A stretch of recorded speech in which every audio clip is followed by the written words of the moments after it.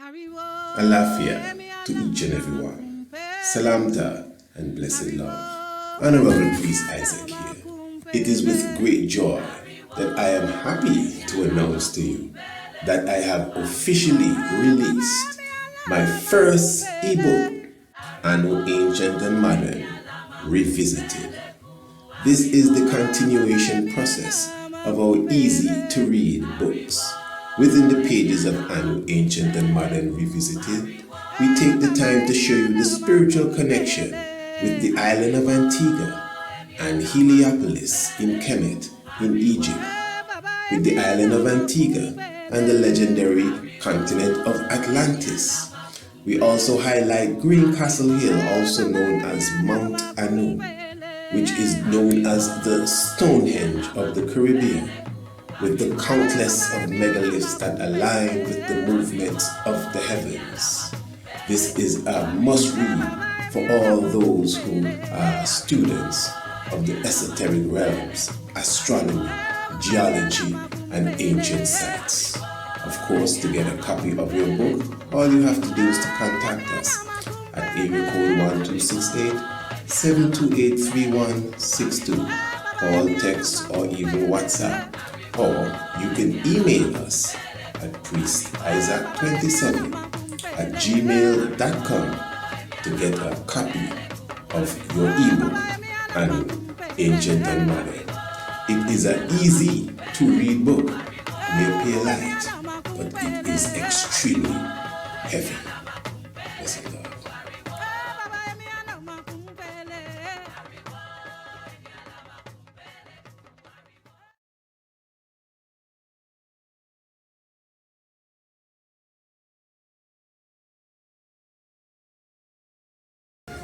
The individuals now, you see the knights on the side of the steps, they align on the side of the steps, and Haile Selassie and the Queen's mother comes out. Now you will notice that they don't have on their hats. Is it because it's very windy? Nah, this is not how this goes at all, my brothers and sisters. This is ceremony, and this is an order. Only the women have on their hats. You can see the Queen and the Queen's mother with their hats. And I'm looking good. You will see that obviously the real knights, the soldiers, them in the armored knights, I should say, in them old-time Roman armored vibes, have on their headpiece. Now you will notice that as soon as Haile Selassie I puts on his headpiece, check it. It is only when Haile Selassie I put on his headpiece, you could see the guards in the back putting on their headpiece. Look at that. Nothing here is by mistake. This is not just happening by chance. The knights cannot put on their hats. Prince Charles doesn't put on his hat. In fact, it is when Prince Charles enters the buggy that you see Prince Charles put his hat on his head. And then they roll out. Now what is happening here? Greater than Solomon is here. You may not see that, but they understand what's going on. So this is why I'm saying that even from the time of the King Edward III, and that third is very mystic, King Edward and his son, the Black Prince, Prince Edwards, the Black Prince, Prince Edwards, the Prince of Wales, interesting language. And now the current Prince of Wales is Prince Charles. Prince Charles Edwards, Charles Edwards, the Black Prince. What is this? Don't play around with it. Don't touch.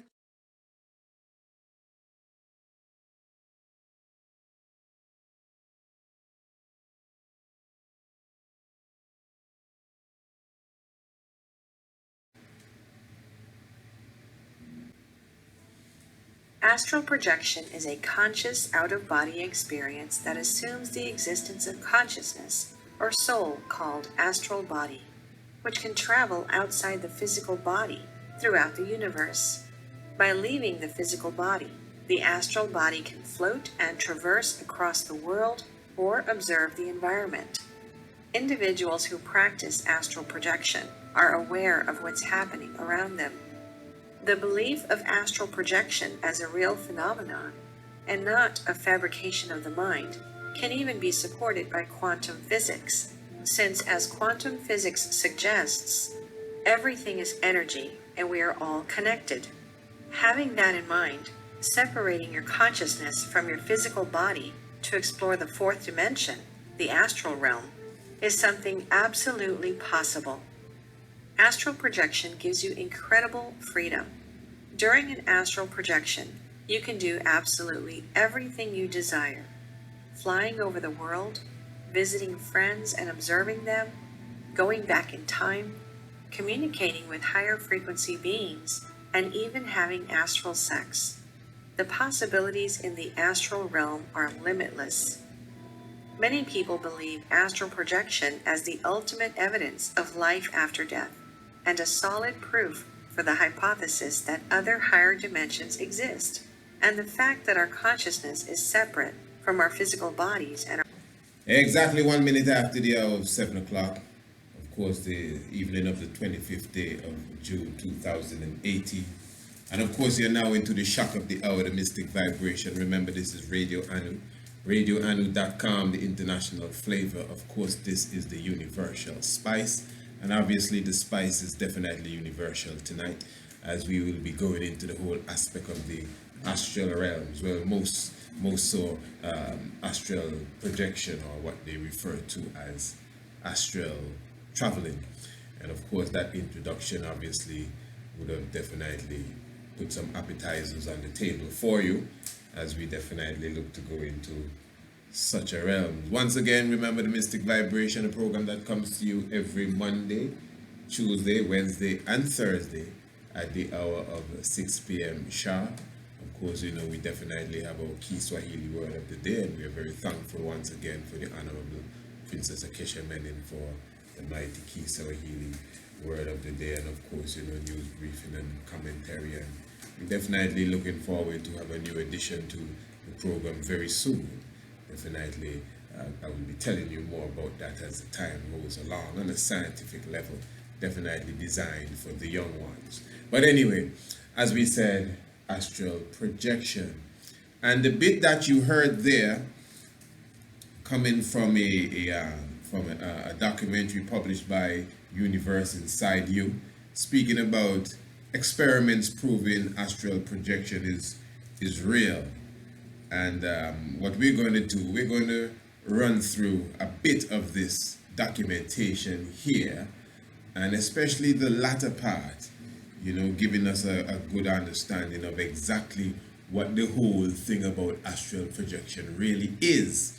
Now, this is a very interesting subject, you know, because first of all, when we speak of the astral world, you know, we're dealing with the makeup of the human being. And we're said to really have four bodies as such. Your physical body, which everyone is very much familiar with. And then it is said that you have an etheric self.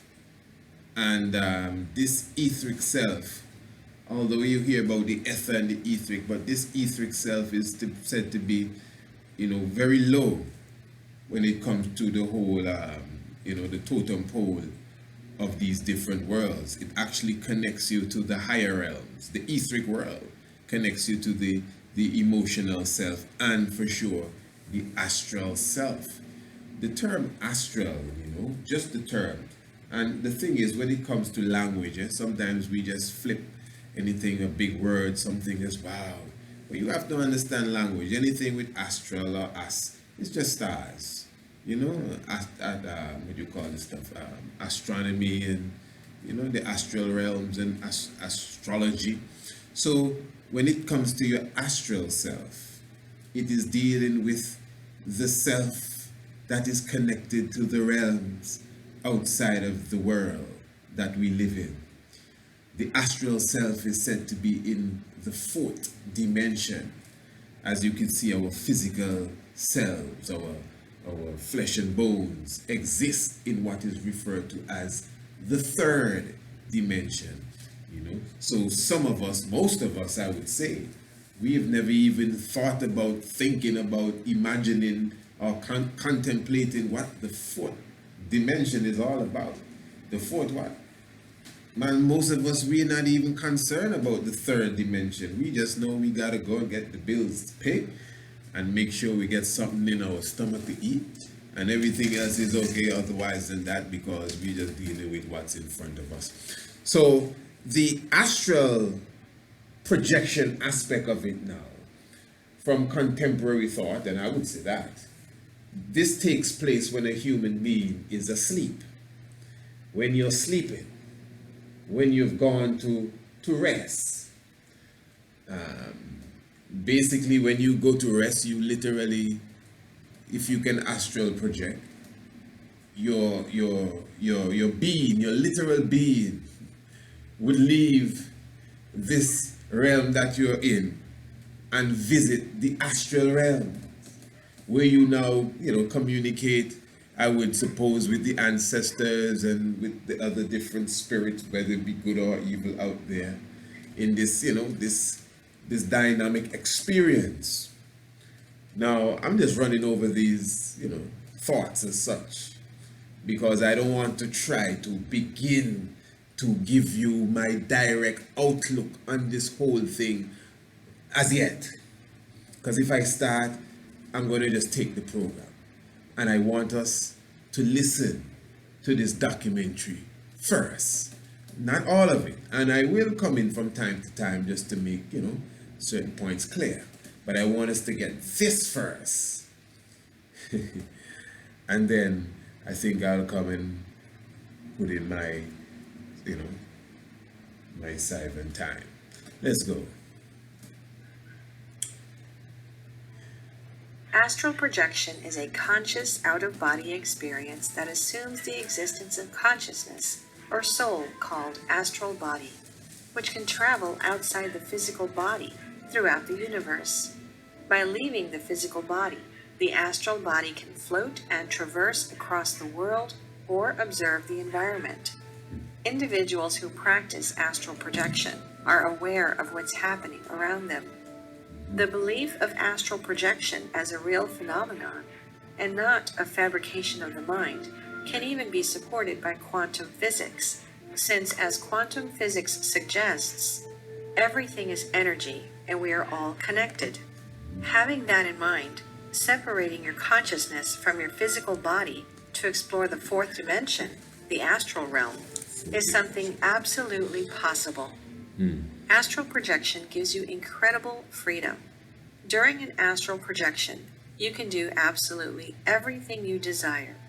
Flying over the world, visiting friends and observing them, going back in time, communicating with higher frequency beings, and even having astral sex.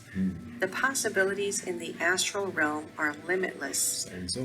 Many people believe astral projection as the ultimate evidence of life after death, and a solid proof for the hypothesis that other higher dimensions exist, and the fact that our consciousness is separate from our physical bodies and our life here on Earth is simply a small journey from an endless existence.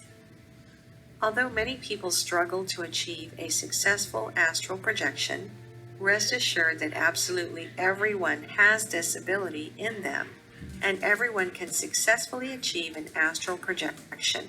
It's a matter of techniques and repetitions. There are various ways to have an astral project. Some techniques work for some people, while others don't. You should not give up if the first technique you tried doesn't work. Sometimes the reason why the practitioner can't perform an astral project is because of the person's nature.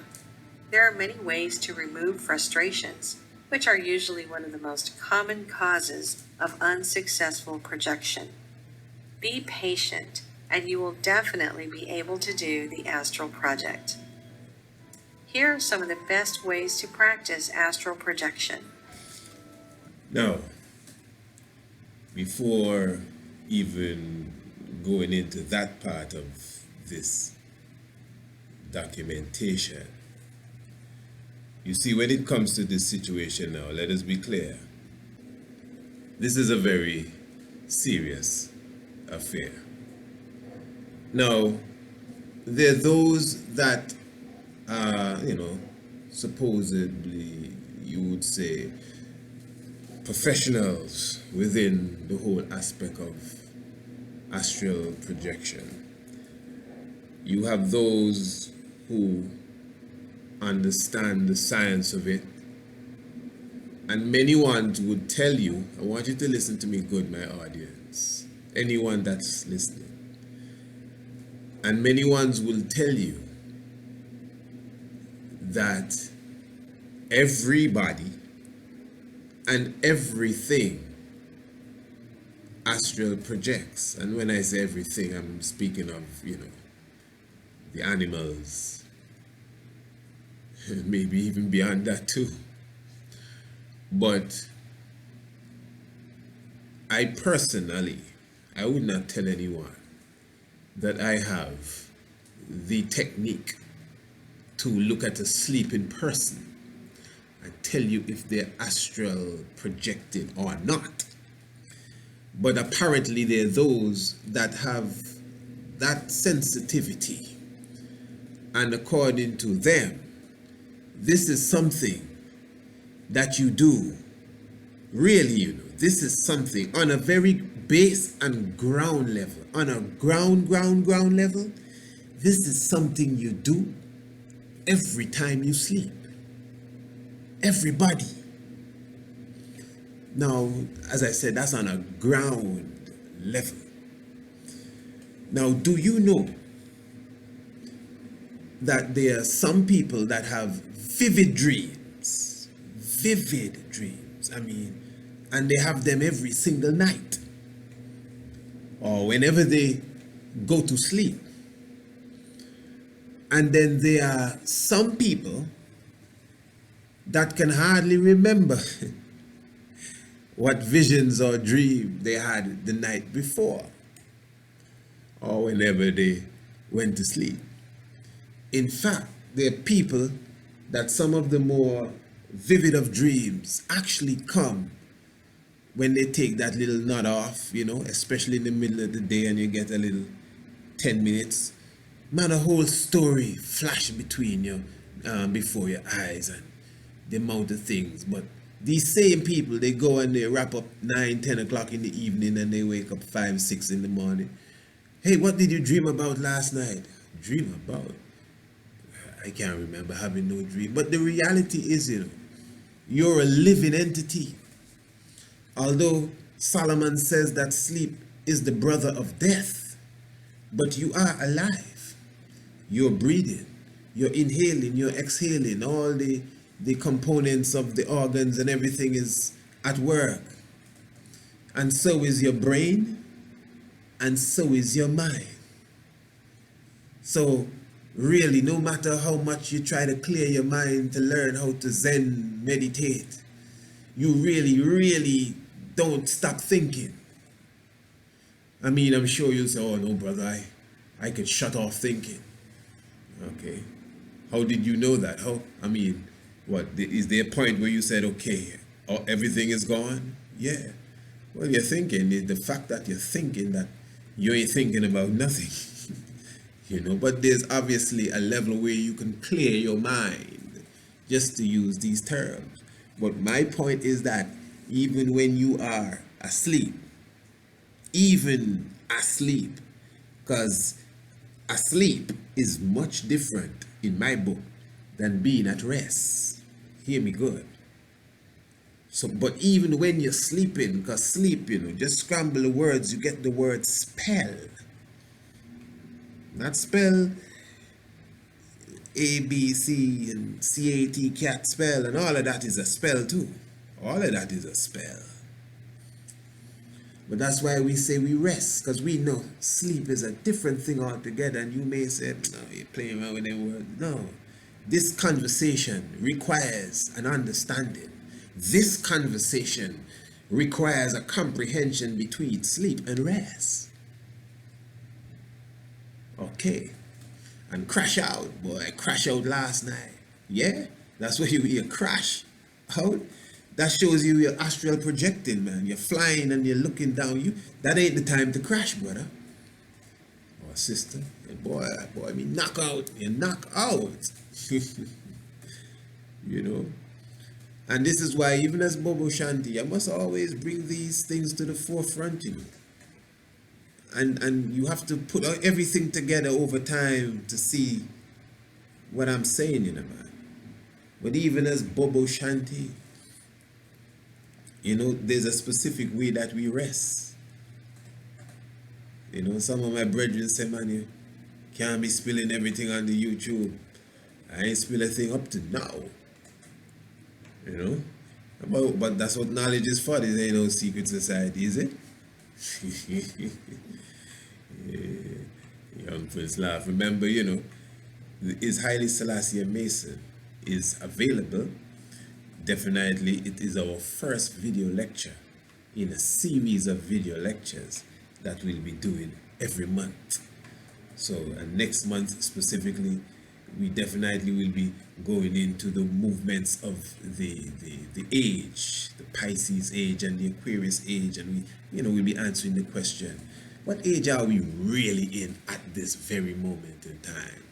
You know, and the sign that you're born under, as they say, you're born in January, so you're Capricorn. Is that really so? 2,000 years ago, they were saying that stars move, you know, this is a clock, you know. You're still a Capricorn when you're born under this. If we're in the Pisces age, you cannot be a Capricorn when you're born during, you know, for example, like myself, the 2nd of January. No. If we're in the Aquarius age, as you say, well. But anyway, that's coming up. So get yourself prepared for that, you know. So I'm just saying, this ain't no secret. And I've said all of this. This is what secret. So as Bobo Shanti, we rest with our head to the east and to the north, not to the south and to the west.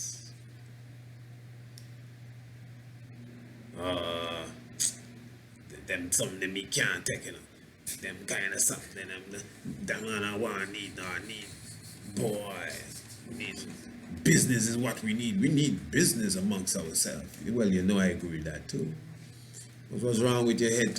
You forget what I said the other day when, even though your head shine, you know, your crown chakra, once you're vibrating your crown chakra, taking in the energy, you know, we live under grid lines and ley lines. I mean, come on, what do you think all of this talking is about? Their energy fields, you know, their energy forces running east, west, north, and south. I mean, come on. You have openings at the top of your head. That's why we pray to a different direction, specific times. This ain't no religion. This is the science of existence.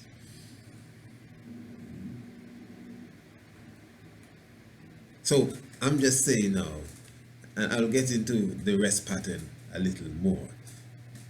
You know, but for now, what I'm really saying is that in this video here, this documentary, you're getting the audio version.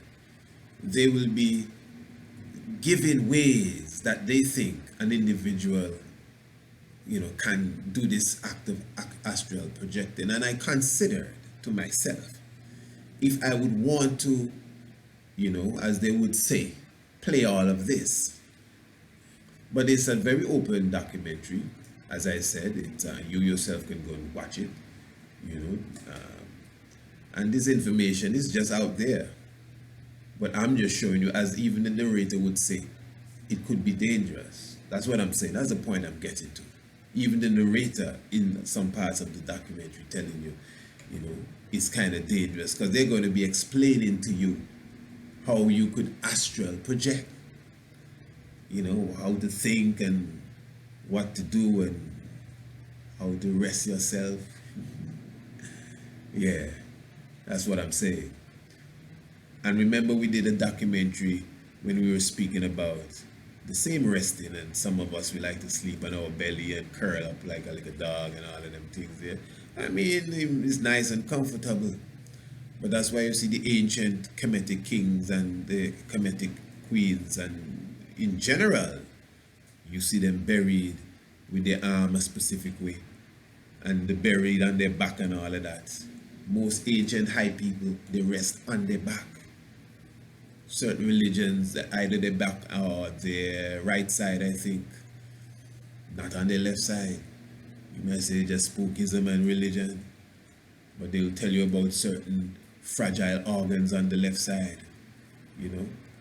So it's a deep science, that's what I'm saying. And all of that has to do with how you're open. This is the point I'm making. How you rest, eating before you rest, what you eat, whether before you rest or not, just your lifestyle in general adds to this. But even if you have a clean lifestyle, even if you eat the best that you can, you know, just what you eat before you rest. If you eat before you rest, again, how you rest, you know, you may be surprised what you rest in.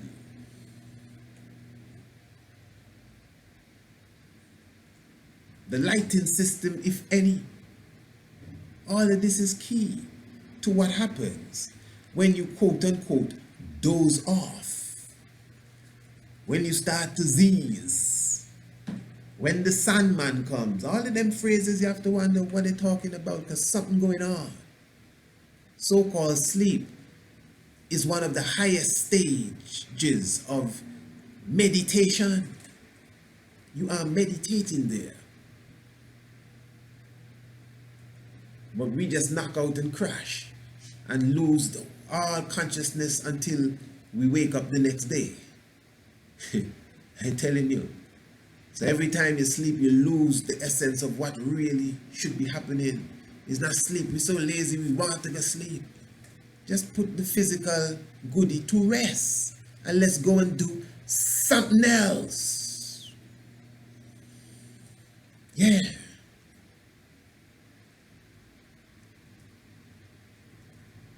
But anyway, I'm going to continue to run this. And I will say, as the person conducting this discussion here, I advise you to take the information in and just be careful if thinking to apply it. It's knowledge. It's not as if it's just off and it's wrong, you know, but I just want you to be conscious of what you're doing. You know, you're done accustomed to watch TV and not often fall asleep on the TV watching you, and that works for you. It's better you do that than go try any spooky thing and go drink any spooky bush and feel that, you know, they say breathe 3 times and hum, and then you find yourself lost in some realms between heaven and earth. That's what I'm saying, and that happens. I'm sure most people that are listening could tell you that there were times when they woke up and they couldn't move, only eyes moving, and they calling out to the person maybe on the bed or whoever in the next room or who in the living room, and nobody hearing you. It has happened. All right. So let us continue now. Here are some of the best ways to practice astral projection. Munroe Technique. The Monroe Technique requires you to relax mentally and physically. You have to enter the half-sleep or hypnagogic state. Focus on mental sensation instead of physical sensation to deepen this state. Take note of the presence of vibration in your surroundings and incur it in your physical body. Relax in the presence of this vibration.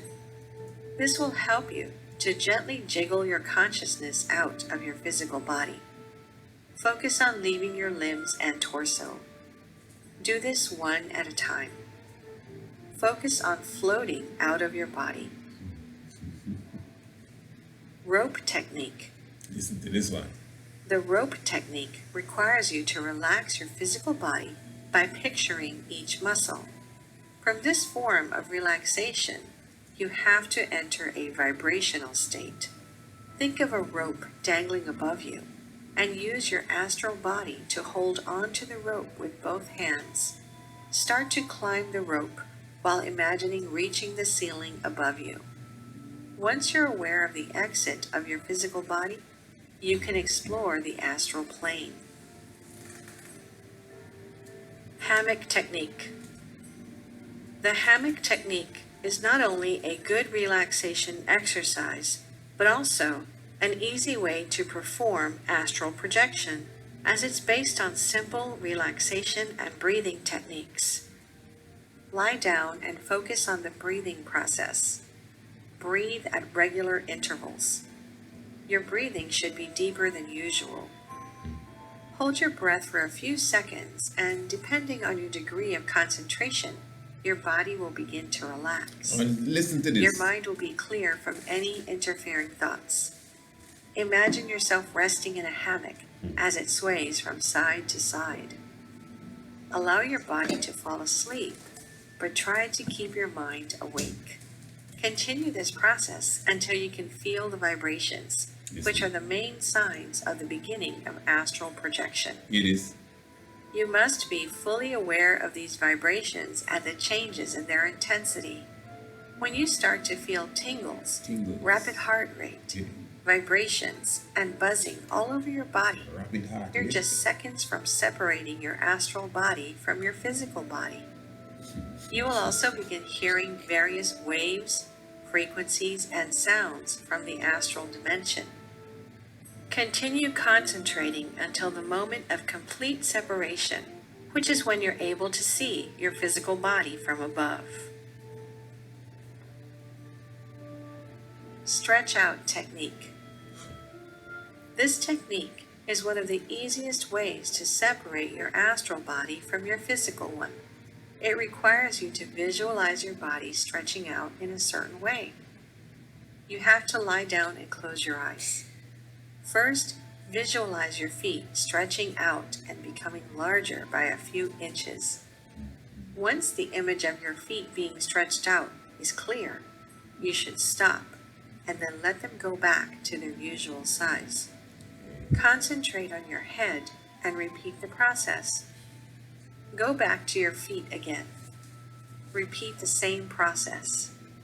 Stretch your feet and head out more and more each time. Imagine them stretched out by a few feet, and then envision yourself stretched out up to a point where you're able to fill up the entire room. You will feel like you're floating and separating from your physical body. Evidence and experiments of astral projection as a real phenomenon. Okay, Miss even Z. before we get to Miss Z. Before we get to Miss Z, let me just say quickly. So that was, I think, about 3 or 4 different functions or different ways you could activate this function, pardon me, of astral projecting according to the narrator here. You have the stretch foot tradition, the rope tradition. That's an interesting one. As if, you're seeing yourself climbing up the rope, like a ladder too, Jacob's ladder, Penel, fighting with the angel of Penel. Well, by now, you know. I'm sure I don't think there's anyone that's checking for a certain level of knowledge that doesn't gather all of this by now. Jacob wrestling with the angel at Penel, and he spoke to God face to face, and Jacob's ladder, Kundalini and all of that vibration there. So obviously all of this is a part of it. And as I mentioned before, just your whole self, your structure, your mind frame, very important. You got to be careful when you rub the genie's lamp, because the genie, when the genie come out, it's not always just, make a wish business. Sometimes the genie upset, like when you trouble the genie for, genie doesn't be mad with you when you trouble him. So you got to be ready. That's when we were talking about the whole aspect of the psychedelic of the cannabis, and as I showed you, when done in the right way, in the right form, the heart and the brain and mind has a lot to do with it. Your thoughts, your intentions, the knowledge you have is key. Some people, when they partake of the tree of life, the cannabis, the marijuana, they can't even stay by themselves for a minute. They become frightened because the God within them is coming out. That is why, even as I said a person should know how to meditate before they even quote unquote utilize that tree for meditational purpose. Don't let the tree have to come and meet you and force you to meditate. That's what it does, you know. But it would be good if you know how to meditate first, you know, and then adapt the tree to your life. But we did we actually did 2 episodes. We were supposed to do a third tonight on the whole aspect of the cannabis, looking at it from a holistic level. But we will do a third part. But the spirit told me to deal with the whole aspect of astral projection tonight, you know. So, but as I said, for those, especially my subscribers, don't worry, a third part definitely will be coming. But this subject area again is very key. So the different directions they were giving, as one time she was saying, make sure you don't fall fully to sleep. Stay in the halfway realm. One point she said, you should breathe much more deeper than usual. Well, by right, you should always be deep breathing, even laying down to rest. Because when you go to rest, you're going to start to breathe deep. That's why some people end up snoring, whatever track is clogged and mucus, whatever the case is. But the whole aspect of the deep breathing is just natural, and that shows you now, once you actually practice specific, I would say, rituals in general, the deep breathing, the resting on your back, the resting in specific positions, not eating certain things before you go to rest, or eating at all, you know, hours before you actually rest in the evening. And especially now, as a shaman, as a holy seeker, you know, enlightened by the meditation, the tree of life, the marijuana, you know, as we said in that episode that we did, I think is the first one on the cannabis, looking at it from a holistic level. They were showing you that was just the tradition there from the Brahmas, the Hindus, pardon me, those even in the Sikh tradition, and even before going to rest, partaking of the ma, which is the cannabis, or as they call it in India in the book of Confucius as well, partaking of the bhang, you know. And I mean, that whole documentary that we went through dealing with how marijuana, the cannabis, was used in the ancient time, the cannabis,Some, as the narrator of that documentary said, mentioned dozens of times in the Bible, the cannabis,Some, you know. So it's just mystic. I'm just showing you that even the whole act of going into rest is a ritual. You know, it's just like eating is a ritual. We just eat, you know, eat on the go and fast food and driving and eating and on the phone and and that's how we live, you know, and that's a holy thing, you know. It's a ritual. You know, you heard the narrator here talking about astral sexual intercourse. You know, that spark people, you don't have to ask. You don't have to ask how people what. Try that one, them boy, and all of them kind of things. Try it with who? You see, you know, that just try that, because again, we have become rusty with our rituals. As I said, eating is a ritual, but look what it come to. Look what eating come to. Eating come to a sin, the thing that keep you alive, you know, man. Yeah, sexual intercourse, as it's referred to as, is a life-giving thing. Nobody came without that, you know. So obviously it's something holy, but look what it come to. So the same thing can be said as it relates to many other things and how we handle many other things. So even so-called sleeping is a ritual. That's my point. Going to rest is a ritual. Man, if you do that ritualistically, you take a bath before you sleep. You wash your skin before you go to rest. Can you imagine that? Yeah, make sure you're clean to go to rest. And then you rest down and you cover whatever you do, and in the same positions that I just explained, you know, and some people, and your incense may be lit and the smoke go up, and meditation, and you sit and do some yoga before, right on your bed before you rest. Deep breath in, deep breath out, and you rest back, and there you go. you have to have some sort of celestial experience just by doing them little things there. Without getting your heart racing too fast, like what she's saying. I don't know what they're talking about. I ain't trying none of them kind of things. I'm telling you straight. Nothing to make your heart start to race fast and you start to shake and you start to cold sweat. We not into none of that. What are you talking about? That's how people behave when they come into the presence of angels and the Almighty God. Well, we're the angels and the Almighty God here, so we ain't got to shake for nobody.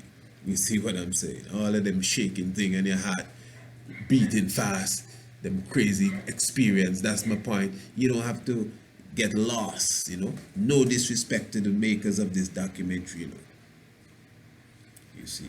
But I'm telling you that most information that we get today, especially when it deals with these spiritual things, it's coming from people that are guessing their way through. Yes, you may have a little experience doing whatever you say. You drink your ayahuasca and you lay down, and you deep breathe and you listen to some kind of music and you try not to go directly into the sleep, and then you feel your heart racing and you can see your body rising out and you can look down back at yourself and you start to float away and you can see the park, you're floating over the church and you're floating over the library. Hey, look, I'm not saying that a person, does not have these different experiences, especially when they take certain instructions. I don't have no problem with all of that. But I'm just showing you, we as spiritual beings, let me share my point now. We are spiritual and physical beings. And I am one of those people that really stand for the whole concept of being in the physical state is the best state to be in. Some of us, we believe that the spiritual realms is the best realms to be in. You know why? Because we don't have the spiritual power. We are not physical, We are both physical and spiritual. That's a gift. The people in the spiritual realms, as much as you feel that you don't know, but they want to come into the physical realms. Read all your holy books. It tells you about that. Even in the Bible, those that were under the altar, they were under the altar. This is in the heavens of heavens. Those that were martyred, so martyred is dead people, and they were under the altar. What? That's where you pack dead bodies under the altar. And they asked the angel, I thought you said they were martyred. This is not people, this is the spirit of the people. And they're talking to the angel. This is Revelation. There was an angel, and he was standing next to the altar, and there were souls under the altar, souls that were martyred. That's the Bible, That means they don't get killed already, and they were martyred, they're dead. And now they're under the altar and they're asking the angel, they pull the angel robe. Angel, for any Baba Shanti, the science man. When man talking too long on the culture and the altar, the leading priest just pull his robe a little bit and say, my Lord, they have to hurry it up, time moving. So the elders underneath the altar, they tug the angel robe and say, angel, when are we going to return to earth? Read it in Revelation. Return to earth and avenge, the death of ourselves. We want to revenge on the enemy. And the angel tell him, hold just a little while, and this and that had to be fulfilled. And then the scripture said that the angel went to the altar and took a coal, burning coal from off of the altar, and put it in the censer and threw it to the earth. And we have explained in other documentations that we have done on the YouTube. You could just visit our YouTube channel and you could see for yourself, where we speak about the angel, the coal and the fire leaving the heavens and hitting the water represents the soul and the spirit coming to life. The trimester periods of the woman and bringing forth a brand new baby into the earth. That is symbolic of the fire, your soul, your spirit leaving the heavenly realms, the upper heights, and hitting the water, the sea water, the salinity, which is the same as the blood. We went through all of that and bringing forth a new being. So that means that the souls that were crying out, remember the angel tell them, just cool out, I will set you up. And then after setting them up, he set the fire to the earth and brought forth new life. You understand? That's the science of that. That's a reality. So when you comprehend just that now, so I'm just saying, these ones that were in the quote-unquote spiritual realms, holy people, they were killed for righteousness. They craved to come back in the physical so they could get the job done. Now, what I'm saying, I would agree that in the spiritual realms, because I know for sure all my ancestors are with me. They communicate with me. I don't have to go to sleep. This is another thing. Me personally, I don't have to go to sleep to communicate with nobody. That's what I'm talking about. I ain't got to try breathe no specific how and have my heart racing and all of them things. I don't have to sleep, neither rest. My ancestors and other people in realms and all kind of things communicate with me all the time. Don't feel no way, because some people say, oh, boy, you two boys. How you feel we crack all them codes? Where you think them information coming from?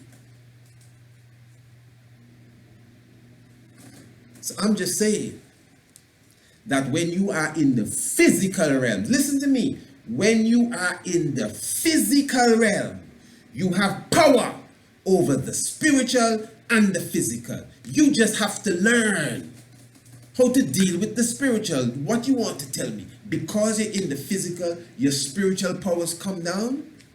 Well, if that is so, you have to be able to crank it up. Ain't no spirit built the pyramids in them. It was no spirit, none of the pyramids neither, not just Giza. Even the mounds, carved the Olmec head, carved the temple of Ramesses, and all these things we talk about and glorify. No spirit did none of that. Spirit, yes, but they were in a physical human being. So that shows you, and stick on the pyramid of Giza, which is the highest monument on the planet ever erected. Nothing that ever made by no human hand can compare to that. What we talk, what else? Let me hear. Who? You're crazy. Nothing, not even the other two pyramids next to it. Nothing, not even the Sphinx. What's the name? Hammock. None of them can compare, thanks my Lord, to the Great Pyramid. And I'm just showing my zeal and, my passion for that, to show you that ain't no Holy Ghost build that. It was people, human people with hands. Whatever you think they be, I know you could see them, touch them and all of that. That's the point. Yeah. So we have the ability to be in the physical realms and in the spiritual realms. It is sick that, don't feel no way. But it's sad then. Let me tone it down a bit. It is sad that, you have to ask a person and say to a person, people tell me all the time, oh, priest, I know you're a spiritual man. What do you mean I'm a spirit? So what are you? What are you talking about? You're a spirit. You're not you're a spirit. In fact, you are a spirit. You're a spirit before you're physical. So you mean I'm a spiritual man? So what are you, a physical man? No. And I would tell anyone, I so-called have dreams. That's another thing. We don't dream, we have vision. People ask me all the time about dreams and vision, and if I could interpret this dream and interpret that dream and all of them things. I have to tell them, but to be honest, I can't, that's not my field. That's definitely not my lane. At least not now. Maybe I could get into it sometime, but no, I'm not really, I can't tell you what number you got in the dream, what color you saw, you in a flower patch, or two dogs were chasing you. I can't give you all them definitions. They have a lot of good books on that though, but I ain't the man. To be honest, I'm not one of them that say every night I go to rest and I get a so-called dream, a vision. No, I don't feel no way about that. There's a scripture in the Bible, man, when Aaron and Miriam were not too pleased with something Moses did. They had an accusation, a railing accusation against Moses because he married an Ethiopian woman. And, they came upon Moses and they were like, yo, what you dealing with, man? And the Almighty wasn't too pleased. it is said that the Almighty came in between Moses and Miriam and Aaron. And there's an aspect about this which may not be for the subject, but I'm just going to bring it in quick. You have to understand this. Miriam and Aaron were Moses' brother and sister. And they were both older than him. This is a very important point, especially if you're going to draw out the allegory from the story and use it for morality within your lifestyle. Not just caught up in trying to figure out if, you know, who was the Pharaoh and the Moses and all that kind of thing. No. I mean, you could try. But the main thing in this story here is to understand that Miriam and Aaron, they were older than Moses. Miriam was the chief of all women. Aaron was the high priest of God. Them is the top ranking people in the midst. You don't have nobody high ranking her. Sorry. Nobody that had higher ranking than any of these two individuals. Miriam was the one that led the sisters in the praising as they crossed the Red Sea. But when they came against Moses now, and this is another thing, Moses married an Ethiopian woman, and many people would say, boy, that's to show that Moses is an Ethiopian, and Ethiopian and Israelites are the same. I'm not going to fight that for sure, you know that. But if you understand Israelite law, this thing is so direct that Moses, being a Levite, is not supposed to marry nobody outside of a Levite, A Reuben married a Reuben, Judah stick to Judah. That's really the direct law. But it, shift and change a bit. But that's the law. So really, Aaron and Miriam, they had I would say, a legitimate argument. And they were his older siblings. Miriam maybe cleaned his diaper. Miriam was the one that sent him up the river, that followed him up the river when he came to the Pharaoh's daughter. And they're the chief people. And yet still, for bringing that little word to Moses, the Almighty came down and pushed them aside and said, if there is a prophet amongst you, I have spoken to him in a dream. And you may be saying, wow, that's Moses talking. He said, no, it is not so with my servant Moses. With him I speak face to face. Mercy. Ooh, that touched me just a second. Woo!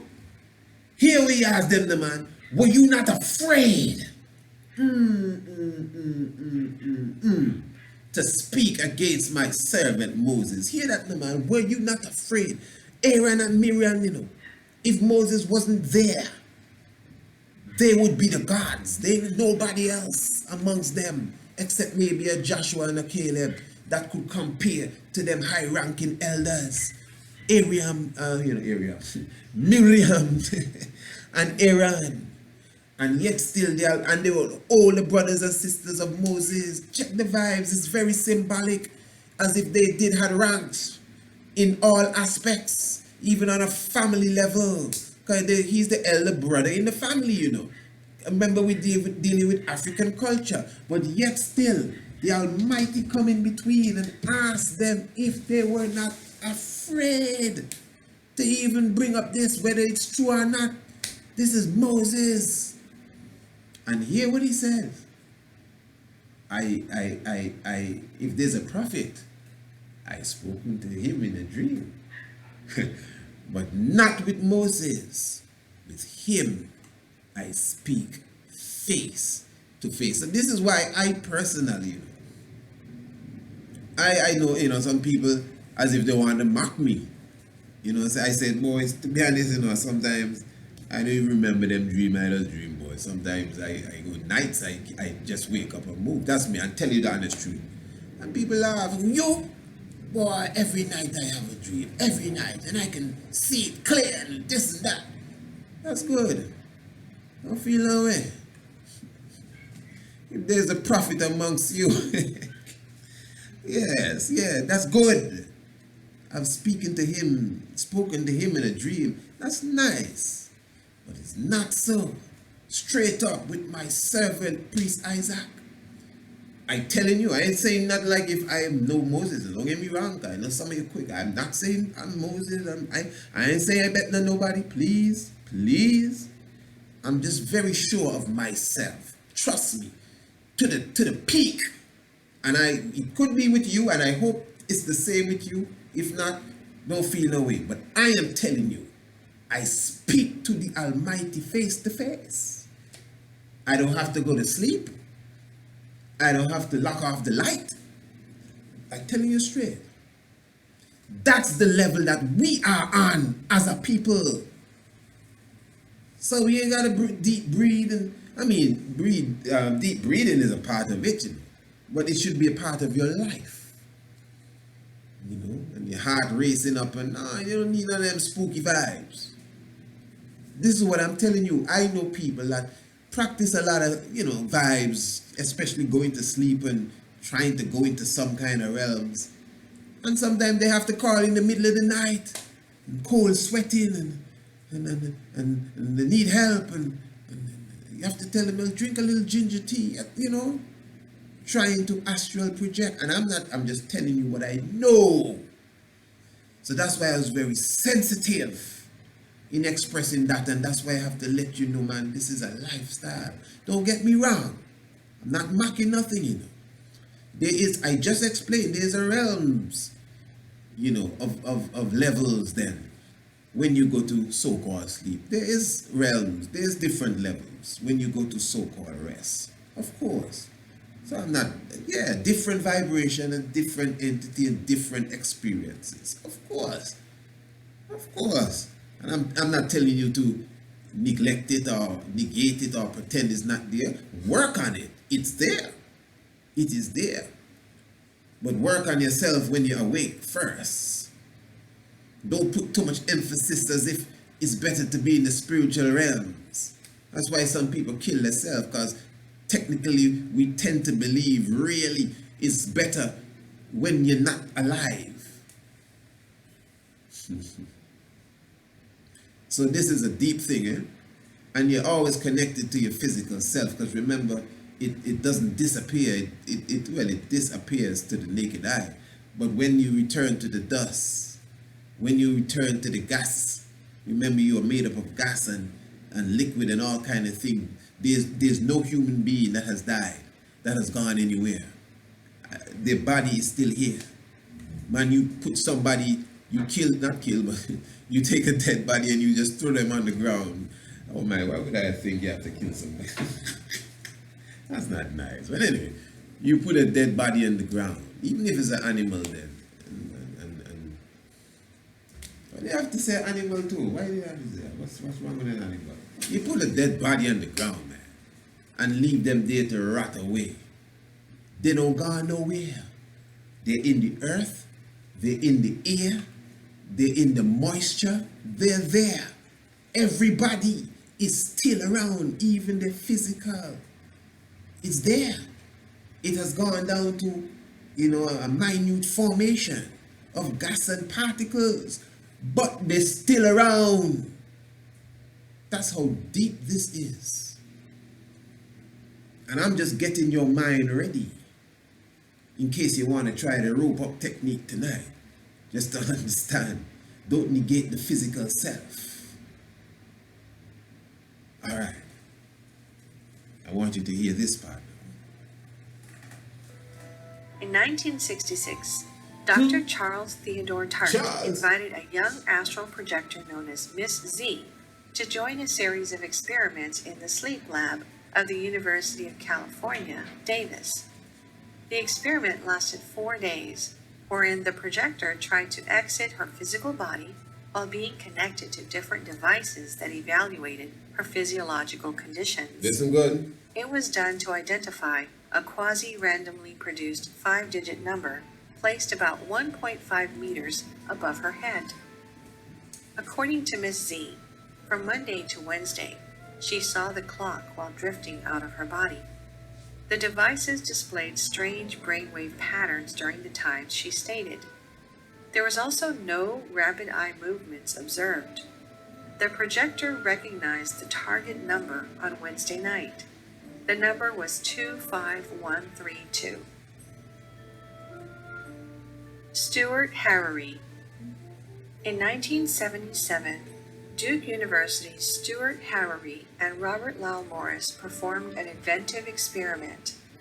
Harary stayed in University of California, Santa Barbara, and his body was connected to a series of physiological devices. Listen to this The one. experiment's goal was to visit his 2-month-old cat, Spirit. So he's in one university, where's in California, and his cat, his pussycat here, 2 months old, is in another university. I think it's Duke University or something, but they'll tell you. So he's in one university. He's somewhere else then, basically, and his pussycat is miles away as well from him, and he's going to astral project now and go and meet the cat. Well, according to this, let's listen. Who was held in a cage and monitored by sensors at Duke University. Duke, right. They observed the sharp behavioral difference when Harary was astral projecting and near his cat. Spirit became calm and passive, as if it was feeling or seeing Harary. When Harary was not astral projecting, Spirit meowed 37 times and continuously tried to escape from the cage. Robert Allen Monroe. Dr. Charles Theodore Tart studied Robert Allen Monroe between 1965 and 1966 in the Electroencephalographical Laboratory of the University of Virginia's School of Medicine. 1966. ECG, EOG, and EEG were used during the experiment. Monroe had to read a quasi-randomly created 5-digit number on a shelf positioned 2 meters above the floor. He wasn't successful during the first 7 nights. Monroe had 2 fleeting lateral projections on the 8th night of experiment. On the first lateral projection, he saw some strangers talking at an unidentified place at a distance. This couldn't be verified. However, on the second lateral projection, he correctly described the woman technician and the man who were just outside the room. The experiment discovered that his ocular movements were slower than in normal sleep. They observed the stage 1 brainwave pattern almost immediately after Monroe slept.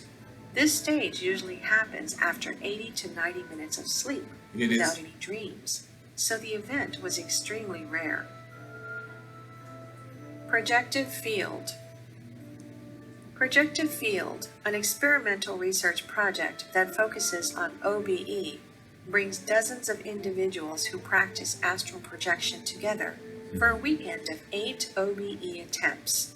Projective Field is led by Nancy Trivolato and Wagner Allegretti. The research will be completed once enough data is accumulated and a desirable number of out-of-body experiences allow them to make conclusive results. More research is needed regarding astral projection.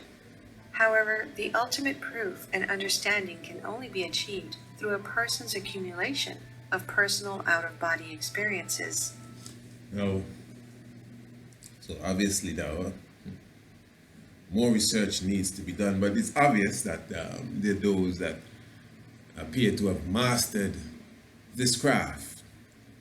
So the experiment there with the Munroe Experiment, and that is where the Munroe Technique comes from him, Monroe, 65 and 66, 1965, 1966.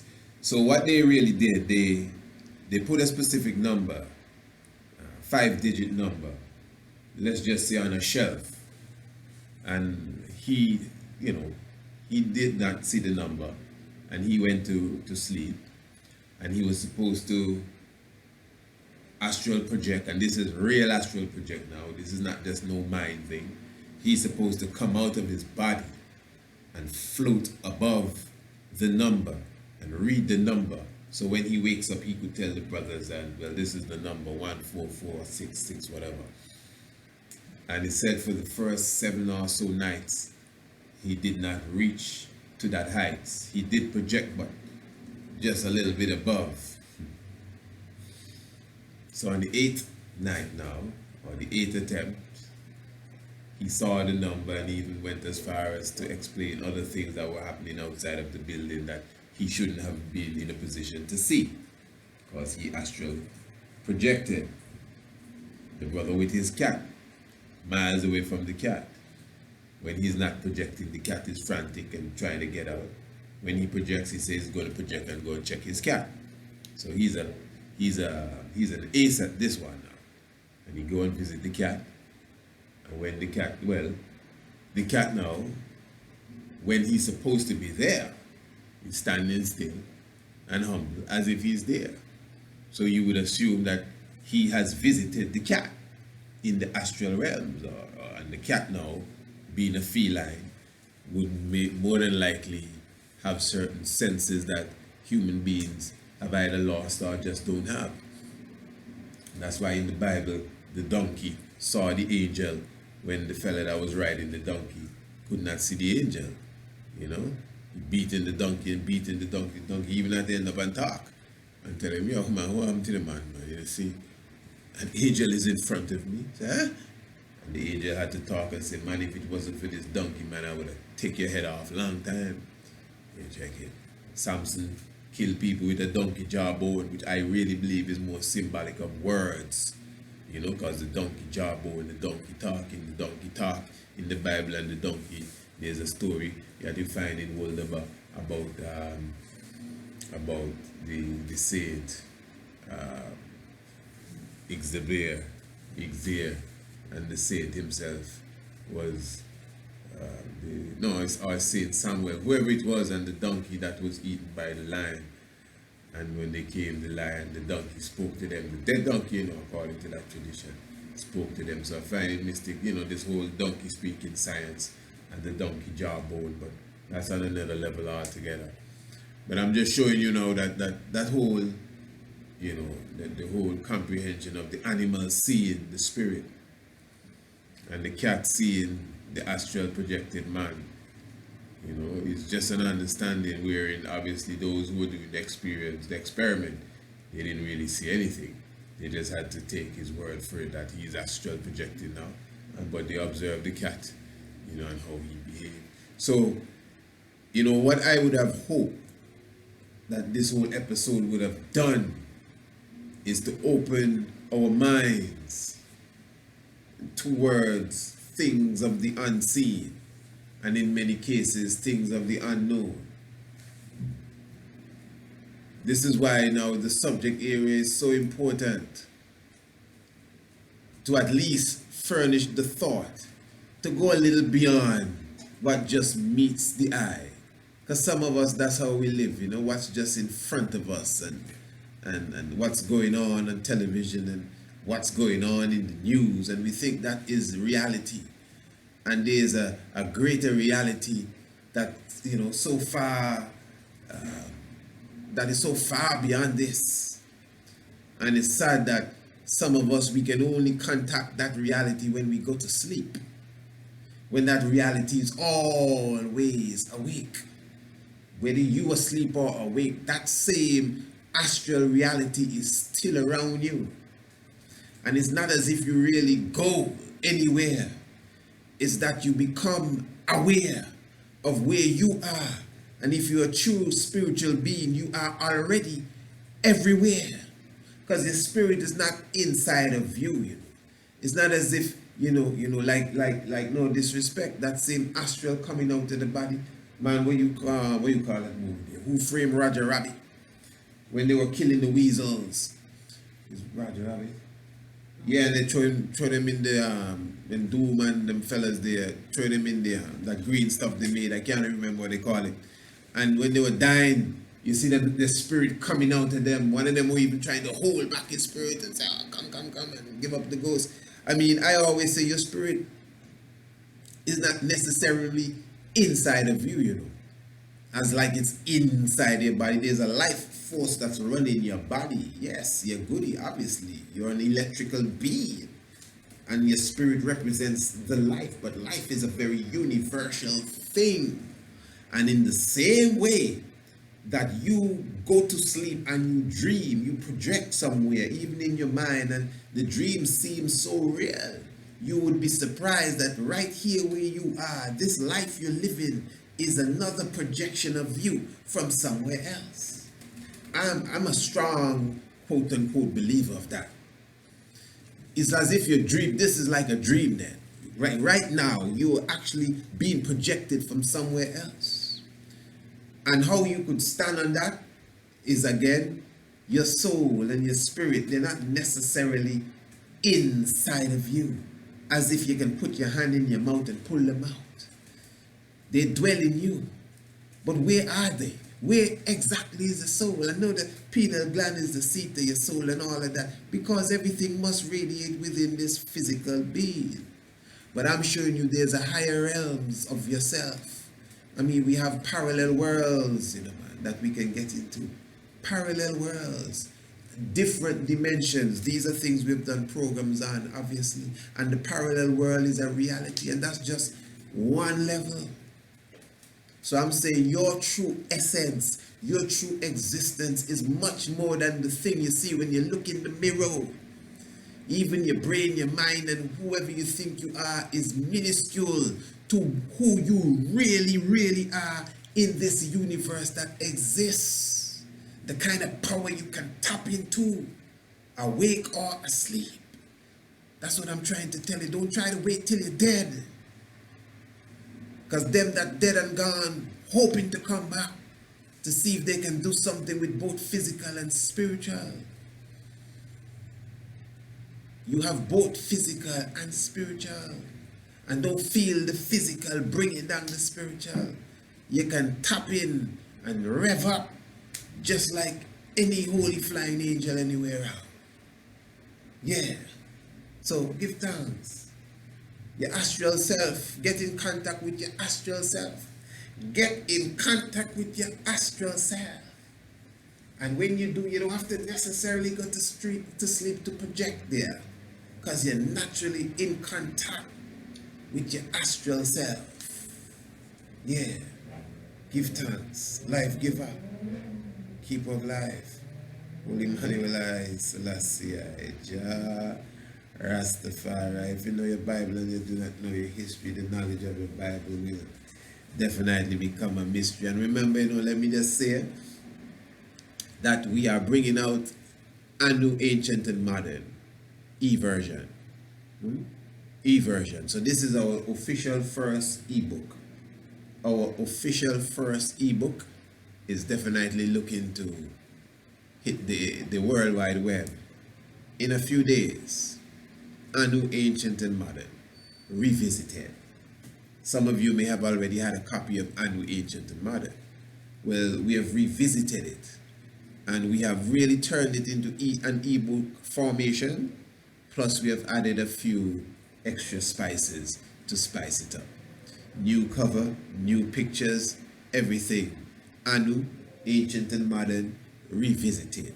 So, obviously, you could definitely get a copy of Anu, Ancient and Modern. That's our ebook. So, obviously, you don't have to wait for no package or no UPS or none of them fellas there. We just press a button and put it in your inbox. You could read it right away. And of course, Anu is directly dealing with Antigua. It deals with the spirit of Antigua. We go into Green Castle Hill, which is really the highlight of the book, where we speak about the megaliths that align obviously with the heavens. And I'm sure, most of the listeners, and when we're talking about astral projection and all of these different things, you need to know about your megaliths. Remember, on Green Castle Hill here in Antigua, we have countless of volcanic rocks, megaliths, that astrophysicists and archaeologists, Monroe Experiment from the University of the West Indies in Trinidad, have already come and done, extensive studies on these stones, and have already written the report, which you will see as well, speaking of the movements of the heavens aligned with the stones right here in Antigua on Green Castle Hill. And of course, remember, on the 21st day of December and the 23rd, we're having two super evening and morning hikes, super hikes for the winter solstice right here in Antigua, and we're inviting everyone internationally to come down and join us and be with us for such an event. You know, bring your family. It's going to be a mighty 7 days. We'll be having a whole 7-day program around you and visit with us. You know, all you have to do is really check for your ticket and your airplane fare, and you're coming down. And as I said, we are 6 months away. So very soon we will be launching the program officially, where you will get the different packages that will be available. But for now, I'm just inviting anyone who has any great interest in coming down to Antigua or coming up to Antigua, depending on where you are, to join us for the winter solstice hike to Green Castle Hill. Just send me an email and I'll reserve your name, so that when, you know, more information comes out, I send it straight to you, you know, and give thanks for that. And of course, we'll be having a wonderful time. For those of you in the cold, those of you who are, you know, it's going to be winter time. Well, it's going to be, we never see no snow nowhere around here. I can promise you, you'll get sun, sea and sun. Definitely when you come to Antigua. As I said, definitely the highlight will be the megaliths. We'll be definitely be serenaded, banquet, of course lectures from some of our great historians right here in Antigua, our own Griot. Yeah, so you'll be definitely having a wonderful time. Of course, myself, you know, we'll visit the Rastafari. So many different things we'll be doing. And remember, this is what Dudley, this is what Dudley, you know, this is the home where the cannabis roam, you know. Holy Manuel, Selassie, Jah, Rastafari. So, you know, take some realize. To realize that are amongst us. Give thanks. Holy Manuel, Selassie, Jah, Rastafari. Alafia to each and every one. Salamta and blessed love. Honorable Priest Isaac here. It is with great joy that I am happy to announce to you that I have officially released my first ebook, Anno Ancient and Modern Revisited. This is the continuation process of our easy-to-read books.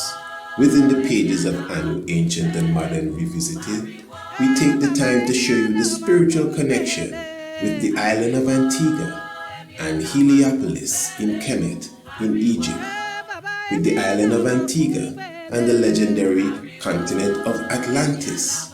We also highlight Green Castle Hill, also known as Mount Anu, which is known as the Stonehenge of the Caribbean, with the countless of megaliths that align with the movements of the heavens.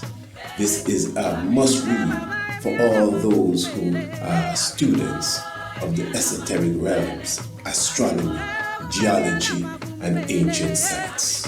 Of course, to get a copy of your book, all you have to do is to contact us at area code 1268-728-3162. Call, text, or even WhatsApp. Or you can email us at priestisaac27@gmail.com to get a copy of your ebook, Anno Ancient and Modern. It is an easy to read book, may appear light, but it is extremely heavy. Blessed God.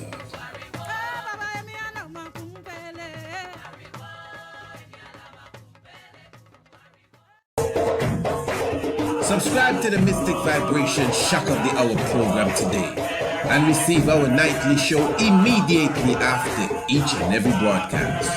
This will be done via the email and will be found in your inbox.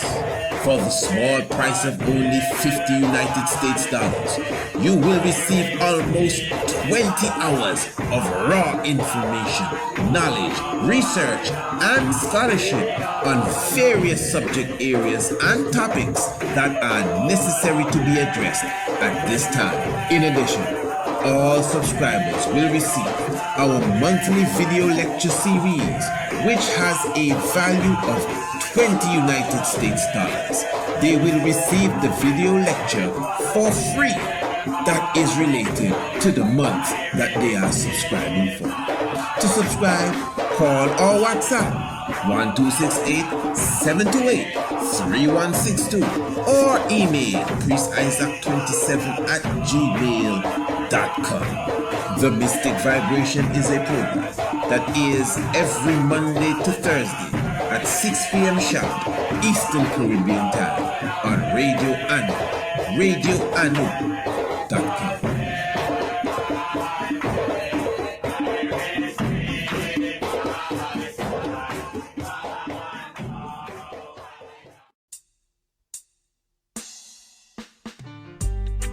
Yes, I know flower is on the ends, representing the flames. Yo, the one after the Honorable Priest Isaac. Some boy fi know this. Hear me now. Antigua are the place where Priest Isaac dwell. Ancient Israel, ancient story fi tell.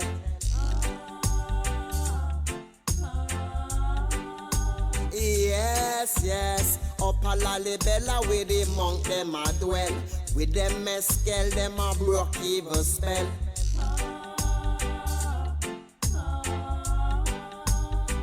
Priest Isaac is an angel. Mystic vibration is an angel. And them nah go rebel.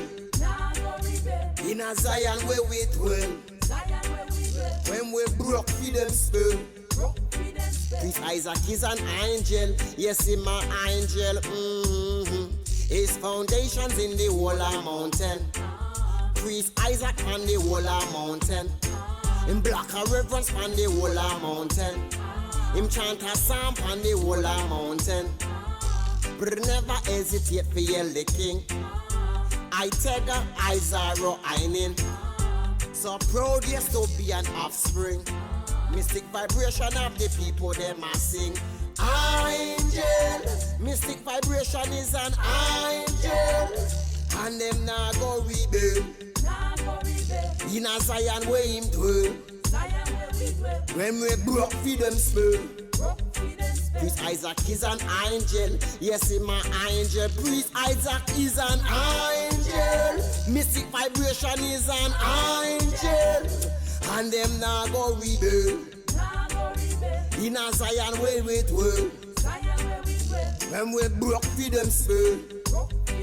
Priest Isaac is an angel. Yes, he's my angel. Trot on the banks of the gully. Isaac trod it through the hills and the valley. Trod it through the town, through the bloody city. Highly, highly, highly, highly, always with we. Highly, highly, highly, highly, I protect we. Highly, highly, highly, I would never leave we.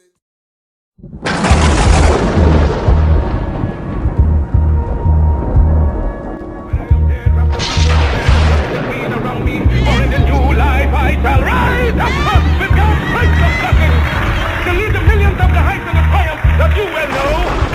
Look for me in a world when I storm. Look for me all around you, for with God's grace I shall come back with countless millions of black men and women who have died in America, those who have died in the West Indies, and those who have died in Africa to aid you in the fight for liberty, freedom, and life.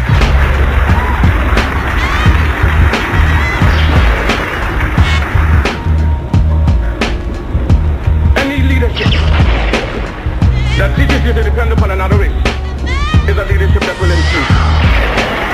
Any leadership that teaches you to depend upon another race is a leadership that will ensue. They gave leadership to our foreparents and that leadership made them slaves. But we have decided to find a leadership of our own to make ourselves free men. Our great scholars have advanced through the colleges and universities have thrown away the blessed record. Babylon did it. Assyria did it. France under Napoleon did it. Germany under Prince von Bismarck did it. England under America under George Washington did it. Africa with 400 million black people can do it.